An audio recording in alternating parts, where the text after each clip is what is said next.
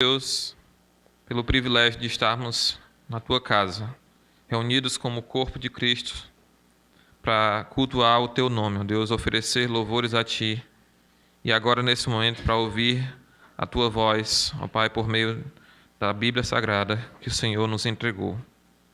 Ó Deus, nós queremos lembrar, ó Pai, da irmã Clemilde e do irmão Francisco e da sua família. Nós queremos te agradecer, ó Deus, porque o Senhor a trouxe para junto de si. Em primeiro lugar, ó Deus, o Senhor a deu salvação e hoje elas gozam da tua presença, ó Pai.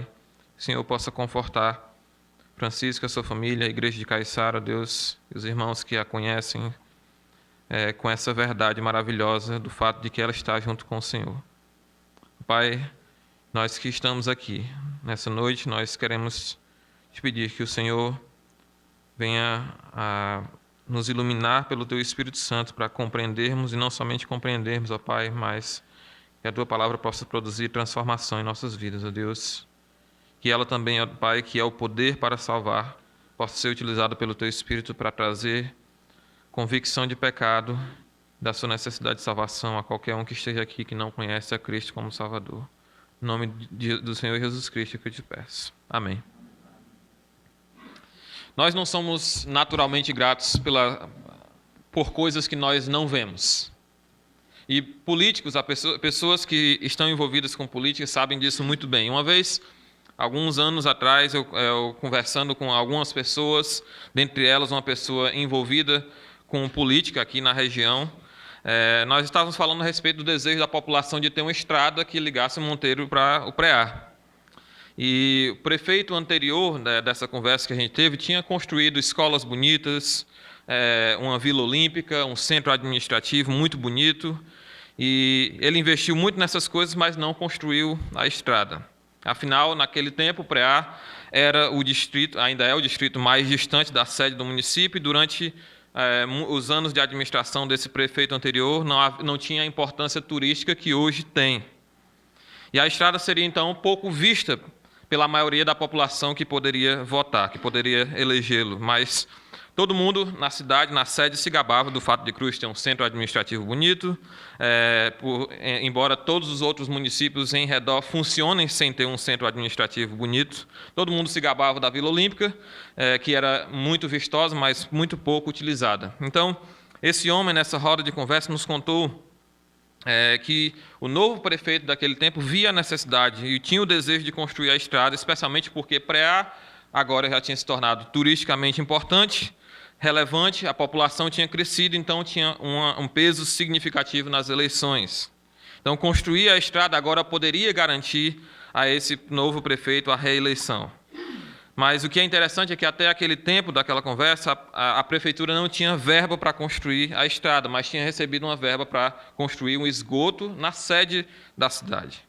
Então o prefeito estava querendo ver alguma forma de poder redirecionar esses recursos para construir a estrada ao invés de fazer o esgoto. E o motivo, é claro, porque estrada é feita por cima do chão e todo mundo vê.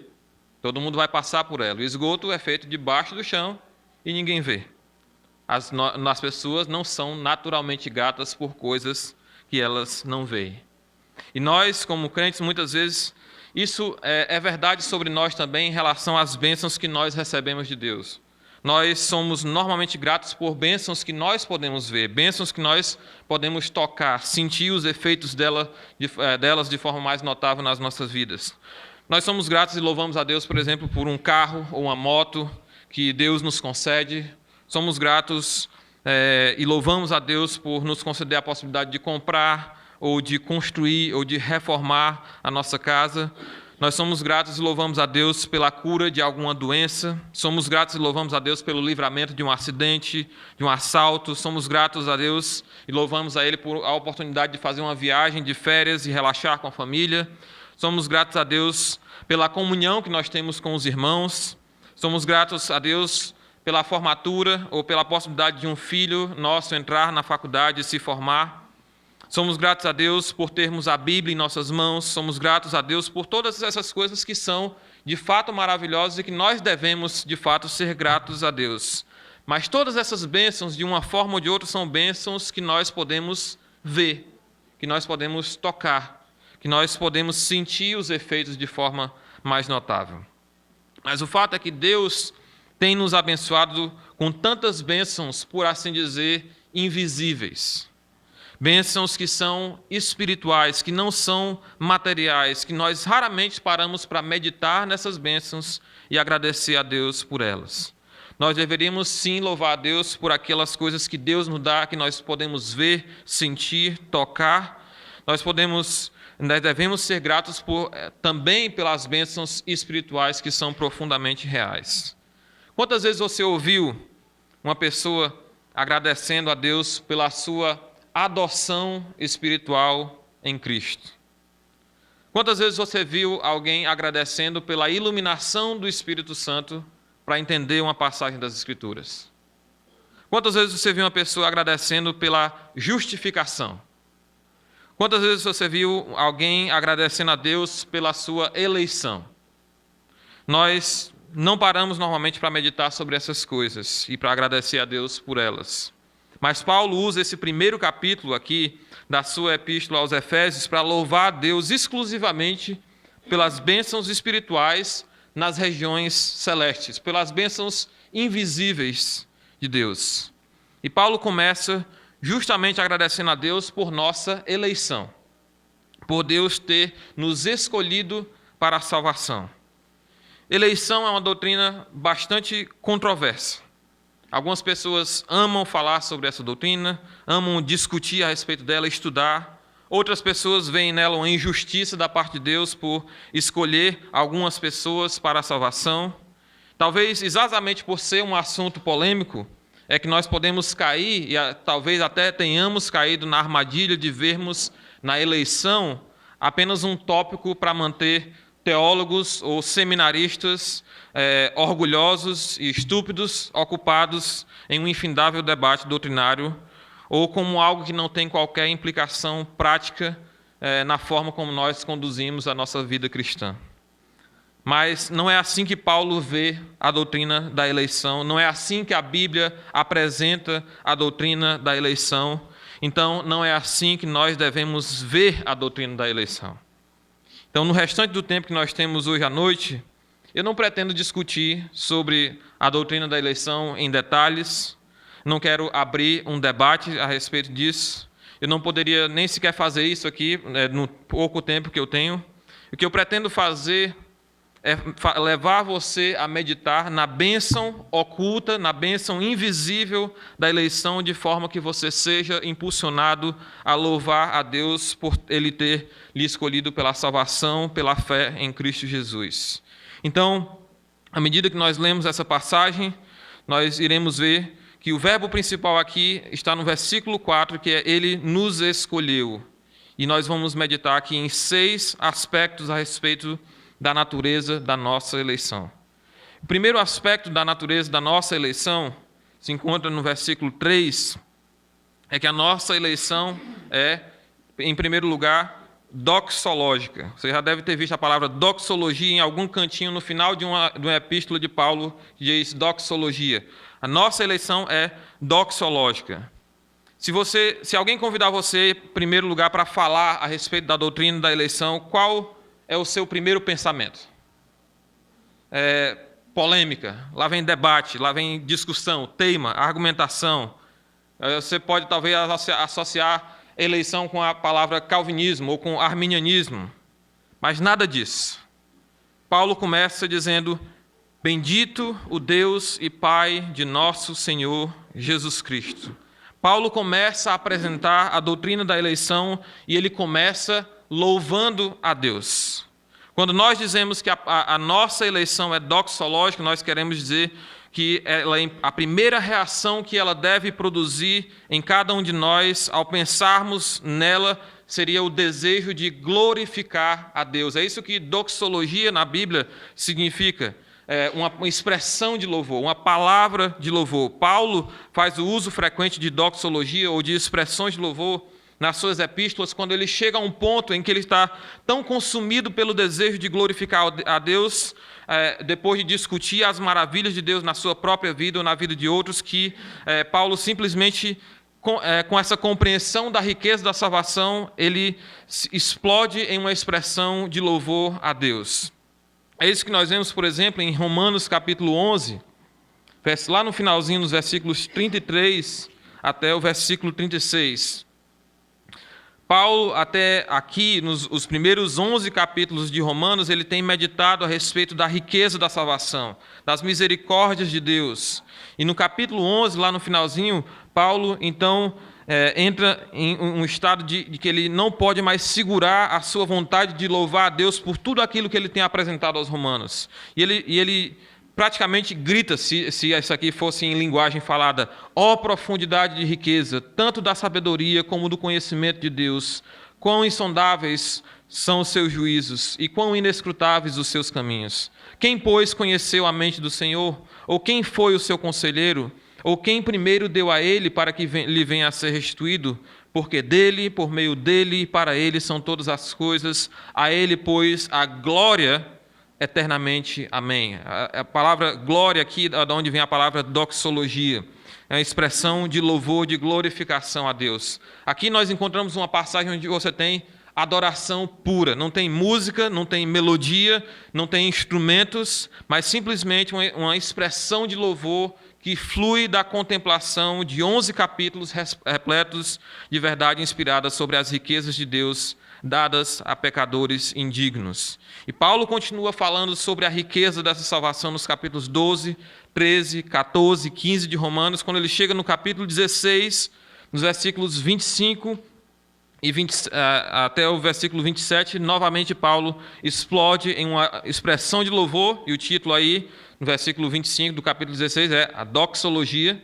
Ora, aquele que é poderoso para vos confirmar segundo o meu evangelho e a pregação de Jesus Cristo, conforme a revelação do mistério guardado em silêncio nos tempos eternos e que agora se tornou manifesto e foi dado a conhecer por meio das escrituras proféticas, segundo o mandamento do Deus eterno, para a obediência por fé entre todas as nações, ao Deus único e sábio, seja dada glória por meio de Jesus Cristo, pelos séculos dos séculos. Amém. Filipenses também traz uma doxologia, uma palavra de louvor, lá no finalzinho da epístola.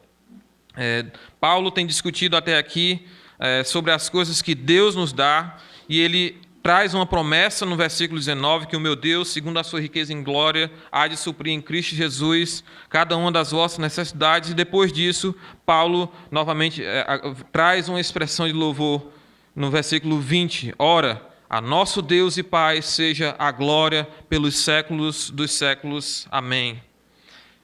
Quando Paulo escreve a Timóteo, Paulo também traz uma expressão de louvor depois que ele dá o seu próprio testemunho. Vamos lá em 1 Timóteo capítulo 1, versículos 13 até o versículo 16, onde Paulo diz: a mim, que noutro tempo era blasfemo, perseguidor, insolente, mas obtive misericórdia, pois o fiz na ignorância, na incredulidade, transbordou, porém, a graça do nosso Senhor com a fé e o amor que há em Cristo Jesus.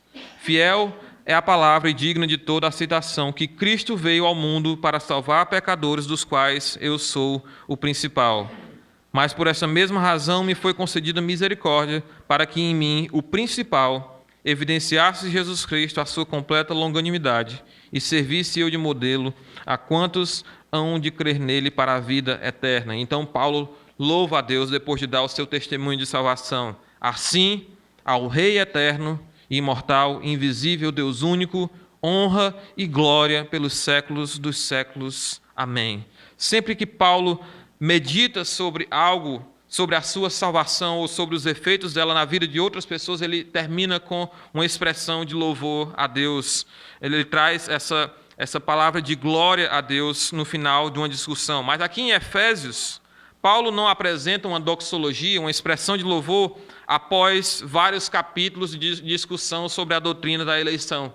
Antes mesmo de Paulo começar a discutir a respeito dessa doutrina, Paulo já começa com uma expressão de louvor: bendito o Deus e Pai de nosso Senhor Jesus Cristo. Ele já começa, ele não consegue aguentar até o fim da discussão para adorar a Deus por essa maravilhosa bênção. Essa é a primeira atitude que Paulo tem ao pensar na doutrina da eleição, da predestinação, que ele vai discutir ao longo desse primeiro capítulo de Efésios.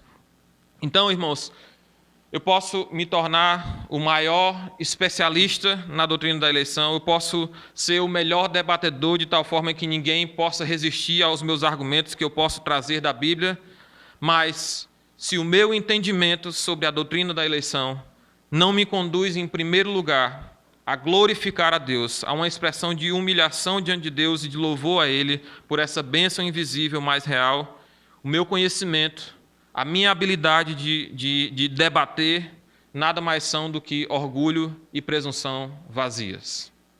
Em primeiro lugar, a nossa eleição ela é doxológica, ela deve nos levar a glorificar o nome de Deus.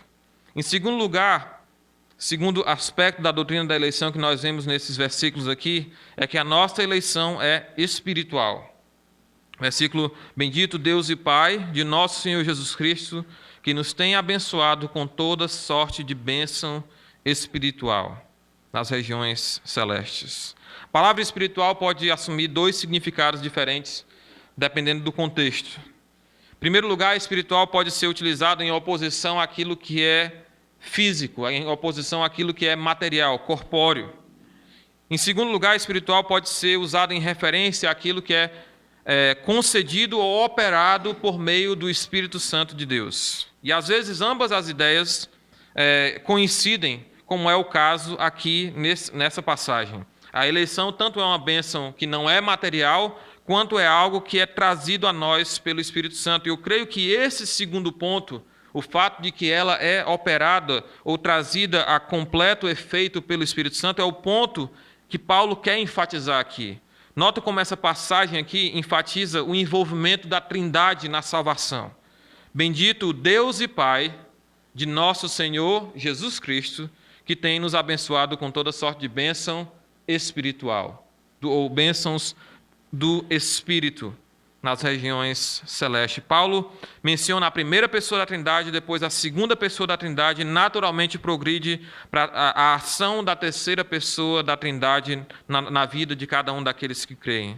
Esse não é o tipo de bênção pelo qual nós pedimos a Deus, porque ela já nos foi concedida, mas é o tipo de bênção cujos efeitos nós podemos desfrutar pelo Espírito Santo, que trouxe a pleno efeito aquilo que Deus decidiu na eternidade passada e operou em nós através do seu Espírito ao nos trazer para a salvação, a nos fazer compreender o nosso pecado e as nossas necessidades de Jesus Cristo e nos salvar. O Espírito é o canal, é o agente por meio de quem nós temos acesso a tudo que Deus tem nos concedido para uma vida cristã que seja agradável a Ele. Nós pertencemos a Deus porque Ele nos escolheu e porque Ele nos atraiu para si pela operação do Espírito Santo para fazer aquilo que nenhum de nós poderia fazer por si só. A nossa eleição é espiritual, ela é trazida a pleno efeito pela operação do Espírito Santo. Em terceiro lugar, a nossa eleição é celestial. Nossa eleição é celestial. Deus tem nos abençoado com toda sorte de bênção espiritual nas regiões celestes. Diferente de muitas bênçãos que nós vemos todos os dias na nossa vida, a eleição não é apenas algo que aconteceu no passado, mas também algo que Deus fez em nosso favor no céu e não aqui na terra. Como aqueles que não vivem em obediência a Deus, nós muitas vezes demonstramos ter uma mente muito terrena, porque, afinal, é aqui que nós vivemos, é aqui que nós vemos as coisas acontecerem, mas Paulo aqui nos mostra que Deus tem concedido para nós toda sorte de bênçãos, não só aqui na terra, mas principalmente nas regiões celestes, entre as quais ele começa a destacar a nossa eleição. Nós precisamos ser lembrados dessa passagem, nos ajuda a compreender que existem bênçãos, existem realidades maiores do que a respeito da nossa vida do que aquelas que os nossos olhos podem ver. E por essas realidades que os nossos olhos não podem ver, que acontecem no céu, nós também devemos glorificar a Deus. Paulo, em Colossenses, capítulo 3, versículo 1, ele nos exorta a ter uma perspectiva celestial. Ele nos adverte contra esse perigo de ter uma mente muito terrena, que só focaliza nas coisas aqui da terra. Colossenses capítulo 3, versículo 1 até o versículo 3, até o versículo 4, Paulo diz: portanto, se fostes ressuscitados juntamente com Cristo, buscai as coisas lá do alto, onde Cristo vive assentado à direita de Deus. Pensai nas coisas lá do alto, não nas que são aqui da terra, porque morrestes e a vossa vida está oculta juntamente com Cristo em Deus. Quando o Cristo, que é a nossa vida, se manifestar, então vós também sereis manifestados com Ele em glória. Paulo nos exorta aqui a ter uma perspectiva celestial a respeito da nossa nova vida em Cristo. E ele nos dá aqui 3 grandes razões, 3 grandes motivos para nós pensarmos nas coisas lá do alto, para não termos uma visão estreita e pensarmos apenas naquilo que nós recebemos de Deus aqui na terra. Nós somos exortados a pensar nas coisas lá do alto porque o nosso Deus está lá, onde Cristo vive, assentado à direita de Deus. Ele nos exorta a pensar nas coisas lá do alto porque a nossa vida está lá. Pensai nas coisas lá do alto e não nas que são da terra, porque morrestes e a vossa vida está oculta, está protegida juntamente com Cristo em Deus. Em terceiro lugar, ele nos exorta a pensar nas coisas lá do alto porque nós estaremos lá. Quando o Cristo, que é a nossa vida, se manifestar, então vós também sereis manifestados com Ele em glória. Nós somos cidadãos celestiais. Mesmo que nós habitemos ainda essa terra, nós somos cidadãos do céu. Nós temos uma nova pátria, uma nova nacionalidade. Nossa vida deve, então, operar em torno dessas 2 realidades. Nós somos cidadãos dos céus que vivemos na terra. Então, as nossas ações aqui na terra devem refletir a realidade de quem nós somos no céu. E as ações de Deus em nosso favor nas regiões celestes devem encorajar a nossa vida, nos dar poder e direção para a nossa jornada aqui na terra. Um outro ponto de encorajamento que nós podemos tirar do fato de que a nossa eleição é celestial é o fato de que ela está segura com Deus. Ela está segura com Deus. Lembra que Jesus falou: não ajuntai tesouros no céu, na terra, onde a traça e a ferrugem corrói, mas ajuntai tesouros no céu, onde ladrão não entra, onde a traça e a ferrugem não corrói. Aqui Paulo também dizendo, porque a vossa vida está oculta com Deus. Todas essas passagens trazem a ideia de que aquilo que é promulgado no céu está protegido, não depende de nós porque está junto de Deus. Não depende de nós, não depende do que outros possam fazer contra nós. E isso é um encorajamento que a eleição deve produzir em nós. Que ela foi promulgada nas regiões celestes, por isso ela está segura, porque não depende de nós. Isso não quer dizer que essa segurança que nós temos, pelo fato de termos sido escolhidos por Deus, sirvam como uma licença para viver uma vida de pecado, uma vida de libertinagem. Como nós veremos, a nossa eleição celestial, ela certamente tem um impacto santificador, mas o fato que nós trazemos de encorajamento aqui é que, pela nossa eleição ser celestial, ela é algo que ninguém, nada pode tomar aquilo que Deus tem nos dado nas regiões celestes. Existe uma realidade muito maior do que essa que nós vivemos aqui na terra e nós precisamos operar em torno dessas realidades e sermos gratos a Deus por aquilo que nós temos no céu. A nossa eleição, então, só recapitulando, ela, em primeiro lugar, ela é doxológica, ela deve nos conduzir a glorificar a Deus. Ela é espiritual, ela é nos dada pela operação do Espírito Santo.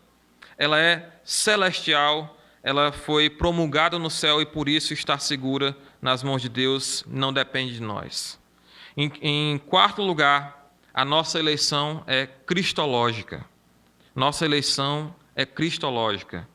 Bendito Deus e Pai de nosso Senhor Jesus Cristo, que nos tem abençoado com toda sorte de bênção espiritual nas regiões celestiais em Cristo, assim como nos escolheu nele antes da fundação do mundo. Esse é um dos pontos mais importantes da teologia de Paulo em relação à nossa união com Cristo. Paulo fala da união do crente com Cristo de várias formas. Ele utiliza expressões como em Cristo, nele, no amado, em quem nós temos a redenção. Nós vemos esse tema da nossa união com Cristo em várias das epístolas de Paulo, especialmente na epístola aos Efésios. E aqui Paulo explica que as bênçãos espirituais que nós recebemos de Deus em geral e a nossa eleição em particular, elas têm como fundamento a nossa união com Cristo. Deus não nos escolheu por causa de quem nós somos, nem por causa do que Ele viu que nós faríamos. Ele nos escolheu por causa de Cristo. A realidade presente dessa união espiritual, que já havia sido determinada desde a eternidade passada, ela é expressa nas palavras do próprio Jesus Cristo em João capítulo 14, versículo 20.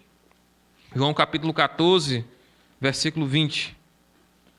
Cristo, discursando aos seus discípulos pouco antes de morrer, ele diz: naquele dia vós conhecereis que eu estou em meu Pai, e vós em mim, e eu em vós. Trata a nossa união com Cristo, ela é comparada aqui pelo próprio Jesus Cristo à união de Cristo com o Pai. Então, nós estaremos em Cristo e Cristo estará em nós, desse ponto de que Jesus está dizendo aqui, e isso ocorre por meio do Espírito Santo que nos une com Cristo. Essa união, embora já determinada por Deus na eternidade passada, ela é efetuada pelo Espírito Santo quando Ele nos batiza no corpo de Cristo, quando Ele nos une ao corpo de Cristo no momento em que nós cremos. Por um lado, tudo que nós perdemos como homens, criados à imagem de Deus, nós perdemos porque nós estamos, na verdade, fisicamente unidos com Adão, que é o nosso pai, que era o representante de toda a raça humana, quando Deus criou o homem lá no Jardim do Éden. Em outras palavras, nós somos indignos de ter um relacionamento com Deus por causa da indignidade do primeiro Adão, de quem todos nós descendemos. Por outro lado, Cristo, como o segundo Adão, tudo que nós ganhamos em relação à nossa salvação, nós ganhamos porque nós estamos unidos com Cristo, que é o segundo Adão, o nosso irmão primogênito e representante de todos aqueles que creem nele. Ou seja, nós somos feitos dignos de ter um relacionamento com Deus por causa da dignidade do segundo Adão. Nós nos tornamos indignos, nós fomos separados de Deus por causa da indignidade do primeiro Adão, de quem nós descendemos, e nós somos tornados dignos de ter um relacionamento com Deus por causa da dignidade de Jesus Cristo, que é o representante, o segundo Adão para todos aqueles que nele creem. O fato de que nós fomos escolhidos em Cristo indica que o motivo de Deus ter nos escolhido não está em nós. Não está no fato de Deus ter visto através do túnel do tempo que nós creríamos nele. Pelo contrário, a razão de Deus ter nos escolhido está fora de nós. Se Deus nos escolheu em Cristo, é porque nós, em nós mesmos, somos indignos de termos sido escolhidos por Deus. Nós somos indignos da nossa eleição. Então, nós não fomos escolhidos para a salvação porque Deus viu que nós creríamos. Nós cremos porque Deus, vendo a nossa incapacidade de exercer fé, por estarmos mortos espiritualmente, nos escolheu para a salvação, para termos vida juntamente com Cristo. Tudo que nós somos como crentes depende da pessoa e da obra de Jesus Cristo, inclusive a nossa eleição. A nossa eleição é cristológica. Em quinto lugar, a nossa eleição é incondicional. A nossa eleição é incondicional. Nós vemos isso aqui em dois fatos. Nós vemos isso aqui na expressão que Deus, assim como nos escolheu nele antes da fundação do mundo. Antes da fundação do mundo. Existem dois fatos que nós precisamos, importantes que nós precisamos notar a respeito dessa expressão antes da fundação do mundo. Primeiro, essa expressão afirma a eternidade da existência de Cristo. Se a escolha de Deus foi feita em Cristo, então tanto aquele que escolheu quanto aquele em quem nós somos escolhidos deveriam estar presentes antes da criação de todas as coisas. Em segundo lugar, essa expressão, ela fala da incondicionalidade, da soberania de Deus na nossa eleição. E isso reforça aquilo que foi dito no ponto anterior. O fato de que nós somos escolhidos em Cristo indica que o motivo de Deus ter nos escolhido está fora de nós. A eleição de Deus não é condicionada àquilo que Deus viu que nós faríamos, em resposta ao Evangelho. Pelo contrário, é a eleição que provê os meios para que nós possamos responder ao Evangelho. Paulo deixa isso muito claro em Romanos capítulo 9, versículos 11 a 18.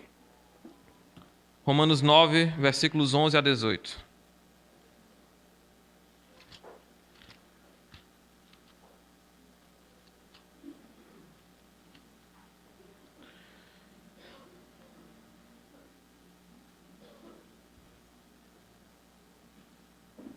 Paulo aqui falando a respeito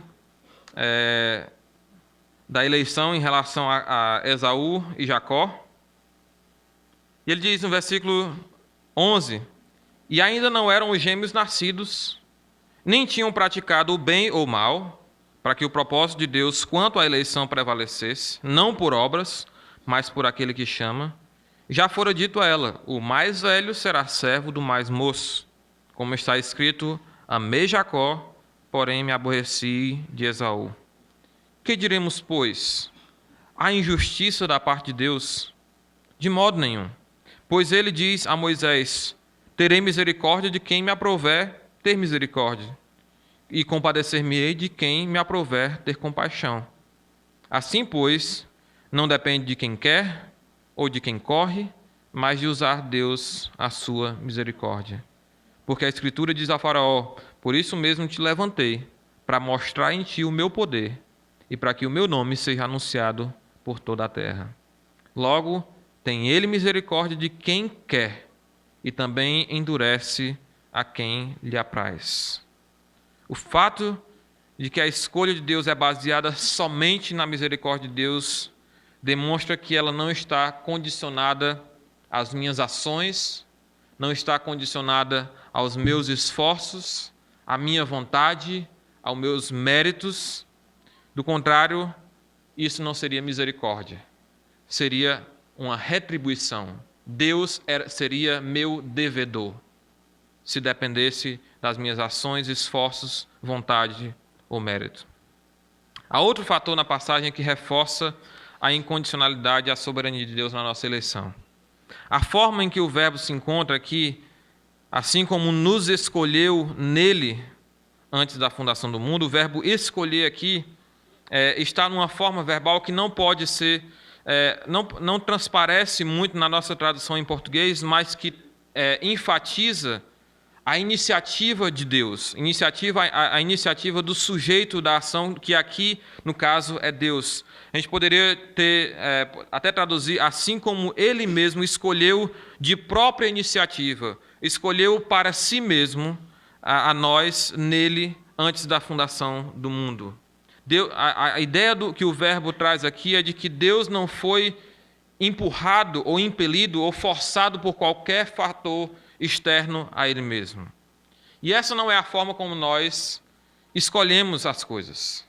Quando você escolheu, por exemplo, quem iria casar, você simplesmente disse, eu vou escolher fulano de tal, não tem nada que me atraia nele, ele não é bonito, ele não é educado, ele não se veste bem, não é cheiroso, não gosta de mim, mas eu vou escolher ele para me casar só porque eu quero. Foi assim que você escolheu seu marido, irmã? Eu acredito que não. Há algo nessa pessoa que lhe atraiu. Talvez ele não é bonito, mas é atencioso, é carinhoso. Talvez não é rico, mas é inteligente, trabalhador. Talvez ele não é muito comunicativo, mas é uma pessoa que ama a Deus e ama servir sem os holofotes diante de si. Algumas esposas, como a minha, tiveram a sorte de ter alguém que reúne todas essas qualidades e ainda é humilde. Mas Surpreendentemente, foi assim que Deus nos escolheu. Eu vou escolher fulano de tal só porque eu quero. Ele não tem nada que me atraia. Não é bonito, não é cheiroso, não é rico, não tem qualidade, não tem berço nobre, não gosta de mim, nós éramos inimigos de Deus. Deus nos escolheu dessa forma. Deus escolheu a nação de Israel dessa forma. Deuteronômio, capítulo 7, é uma passagem sobre a eleição de Israel, onde Deus baixa a bola da nação de Israel, em vez de se achar como o povo escolhido de Deus, Deus baixa a bola deles e diz no versículo 6 do capítulo 7, porque tu és povo santo ao Senhor teu Deus, o Senhor teu Deus te escolheu para que ele fosse o seu povo próprio de todos os povos que há sobre a terra. Como eles são importantes. Deus escolheu Israel de todos os povos para ser o povo de propriedade exclusiva dele. Que orgulho! Versículo 7, continua. Não vos teve o Senhor afeição, nem vos escolheu, porque fosseis mais numerosos do que qualquer povo, pois éreis o menor de todos os povos. Mas porque o Senhor vos amava, e para guardar o juramento que fizera a vossos pais, o Senhor vos tirou com mão poderosa e vos resgatou da casa de servidão, do poder de Faraó, rei do Egito. Não porque Israel era o maior povo, o povo mais imponente, mais importante, mas porque era o menor, para que neles a glória de Deus fosse manifesta. Essa é a forma que Deus nos escolhe para a salvação. Só porque eu quero. Porque eu quero. Nós não podemos escolher quem vamos casar ou o prefeito da nossa cidade sem ligar para as qualidades dessa pessoa, porque nós não podemos transformar essa pessoa. Eu tenho que escolher baseado em critérios, eu tenho que escolher o melhor, eu tenho que pesar as qualidades, porque eu não posso transformar ninguém. Mas Deus nos escolhe apesar de quem nós somos, apesar de todas as mazelas que nós temos, de sermos inimigos de Deus, porque Deus tem poder para transformar. E ao transformar aqueles a quem Ele escolhe, Deus é mais glorificado. Ele nos salvou quando nós éramos seus inimigos. Apenas Deus pode escolher dessa forma, porque apenas Ele pode garantir a transformação daqueles que Ele escolhe. Isso nos leva ao próximo ponto. O sexto aspecto da nossa eleição é de que a nossa eleição é santificadora. Alguns querem utilizar a doutrina da eleição como pretexto para uma vida de pecado. Deus me escolheu, minha salvação está segura, eu posso viver de qualquer forma. Essa não é a figura completa a respeito da doutrina da eleição. Em sexto lugar, a nossa eleição é santificadora. Deus nos escolheu com um propósito. Isso é expresso no versículo 4. Assim como nos escolheu nele antes da fundação do mundo, esse é o propósito aqui, para sermos santos e irrepreensíveis perante ele em amor. A eleição não só garante a nossa transformação, a nossa justificação pela fé, mas também garante a nossa santificação. Existe algo, no entanto, que nós precisamos entender a respeito da santificação. Nós não podemos separar a eleição da santificação.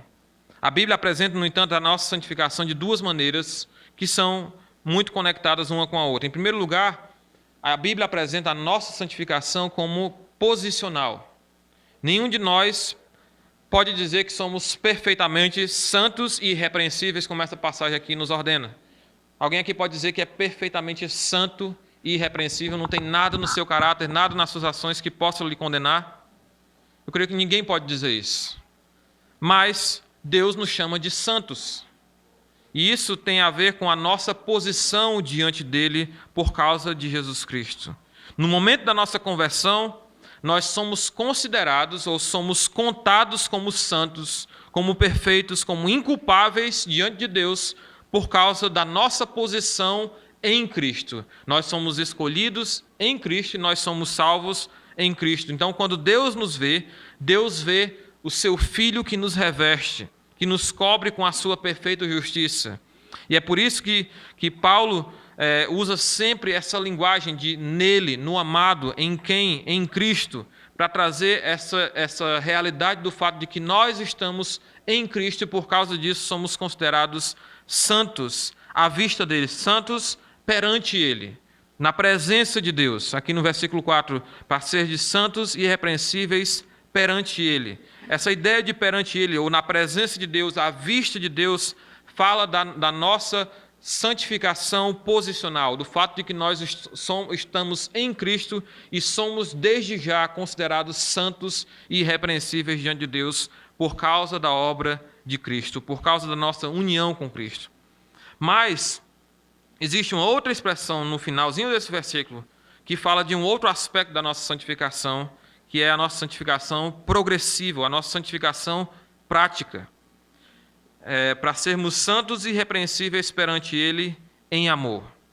A forma como nós agimos, ela deve progressivamente, gradativamente, ela ser condizente com a realidade de quem nós já somos em Cristo. Quando nós somos salvos, nós somos colocados em Cristo. Nós somos santos porque nós estamos em Cristo. E a nossa vida daqui em diante ela deve progredir para esse alvo de nós sermos quem nós já somos lá no céu, para quem nós já somos em Cristo. Então, essa é uma fase progressiva da santificação. Nós, cada ano que passa na nossa vida cristã, nós devemos crescer a sermos mais parecidos com a pessoa de Cristo. A nossa vida deve condizer mais com a realidade de que nós somos em Cristo. Ela deve demonstrar evidências de que nós estamos em Cristo, do contrário, nós estamos enganando a nós mesmos.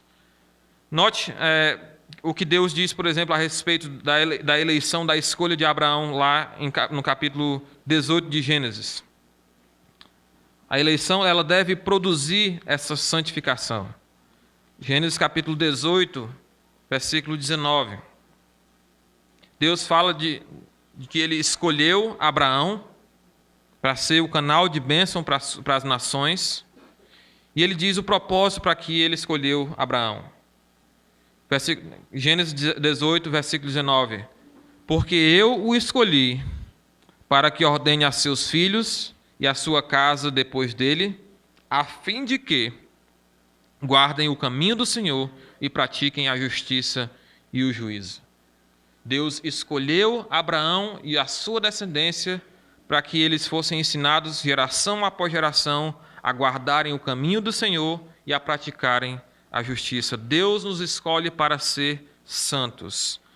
A nossa eleição ela deve produzir santificação. Note também o que Deus diz a respeito de Israel, lá na mesma passagem que nós lemos em Deuteronômio 7.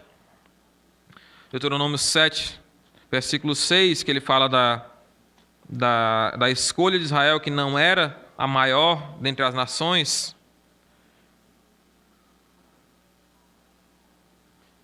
Note como ele conclui o versículo 11. Então, Deus diz aqui: eu vos escolhi, não porque vocês eram grandes, não porque vocês eram mais importantes entre os povos, eu vos escolhi porque eu quis, por causa do meu amor a Abraão, eu tirei vocês do Egito. E qual é a conclusão disso? O que é que vocês devem fazer agora à luz do fato de que vocês foram escolhidos por Deus? Versículo 11. Guarda, pois, os mandamentos e os estatutos e o juízo que hoje te mando cumprir. A nossa eleição ela deve produzir obediência a Deus, deve produzir santificação diante de Deus. Essa é a realidade da santificação, ou da eleição que é expressa na expressão aqui em amor. Deus nos escolheu para sermos santos e irrepreensíveis em amor. Há alguma discussão quanto a essa frase aqui, em amor, que em algumas versões, inclusive a Almeida Revista Atualizada, está qualificando o verbo predestinar no versículo 5. Na sua Bíblia, provavelmente você tem para sermos santos e irrepreensíveis perante Ele. E em amor nos predestinou. Outras versões, por exemplo, a Almeida Revista e Corrigida, elas trazem a seguinte forma, o versículo 4 termina da seguinte forma: para sermos santos e irrepreensíveis perante Ele em amor. Ponto. Ele nos predestinou para Ele, para a adoção de filhos. Eu penso que o entendimento da Almeida Revista e Corrigida é o mais adequado nessa passagem. A ideia de em amor aqui, qualificando o fato de que nós devemos ser santos e irrepreensíveis como uma resposta de amor nossa para com Deus. Deus nos escolheu e nós, em amor, crescemos em santidade e em obediência a Ele. Então, eu não estou dizendo que a predestinação não é um ato de amor da parte de Deus. O que eu estou dizendo é que essa passagem em particular aqui está nos ensinando que nós devemos ser santos e irrepreensíveis não apenas posicionalmente perante Deus, mas também praticamente.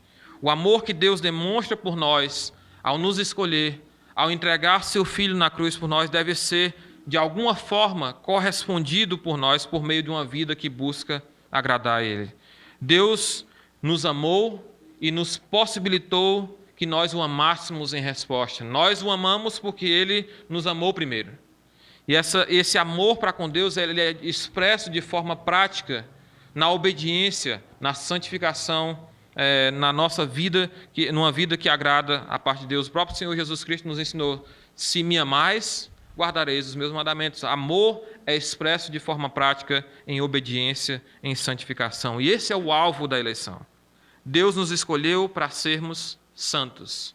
Deus nos escolheu para vivermos uma vida irrepreensível. E é uma vida que alguém não possa apontar algo contra nós ou contra Deus a quem nós representamos.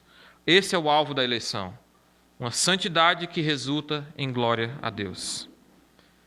Amados, nós podemos nunca entender completamente os detalhes e as nuances da doutrina da eleição.